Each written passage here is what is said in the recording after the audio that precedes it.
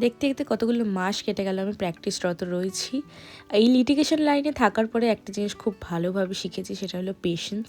প্রচুর পরিমাণে পেশেন্স রাখতে হবে, আর ডেডিকেশন তো দরকারই হয় এই লাইনে। আর সবথেকে বেশি কষ্টকর বিষয় হলো খাওয়া দাওয়া টাইমে হয় না, বাট আমি ট্রাই করি যতটুকু সময় ফাঁকা বাঁচে সেই সময় খাওয়া দাওয়া করতে, মানে প্রপার ডায়েট মেনটেন করেও যে খাওয়া দাওয়া করা যায় সেটাই আমি করি। আজকে খুব সাউথ ইন্ডিয়ান খাওয়ার ইচ্ছা হয়েছে, চলে গেছিলাম সাউথ ইন্ডিয়ান ধাবাতে, যেটা কোর্টের সামনেই রয়েছে। আর ফেরার পথে আমি আর আমার সেই বান্ধবী খেয়েছি ফিশ চপ। আর আমাদের দুজনের কাজটা একদমই আলাদা, আমি লিটিগেশনে থাকলে ও পুরোপুরি কর্পোরেটের দিকেই রয়েছে। তো আমরা দুজনের একই সময় কাজ কমপ্লিট হয়েছিল বলে বাড়ি ফিরেছি। আর ইদানিং আমার খুব শখের জিনিস হয়ে গেছে হলো উল বোনা। মানে আমি এখানে একটা মাফলার বানাচ্ছি, সেই ছোট্টবেলায় আমি করেছিলাম। তারপরে আমার এক প্রিয় মানুষ আমাকে এই জিনিসটা গিফট করে, সেটা হলো ব্যাটম্যান সিরিজের কিন্ডার জয়। অনেক দিন পর এরকম জিনিস একটা দেখতে পেলাম। আর এটা বেসিক্যালি পেন হোল্ডার টাইপের। তো রাত্রিবেলা রিনিশা এসেছিল বাড়িতে।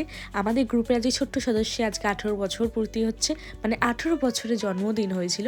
তাই চলে গেছিলাম। এটা হলো ভাই, মানে রিনিশার ভাই, আমারও ভাই বটে। তো 18 বছরের বার্থডে হলো, রাত্রি 12টার সময় বাড়িরই সামনে কেক কাটা হলো। আমরা দুজন কেক খেলাম, আরও অনেকজনের থাকার কথা বাট ছিল না সামহাও। তো আজকের ব্লগটা এইটুকানি রইলো, দেখাচ্ছে নেক্সট ব্লগে।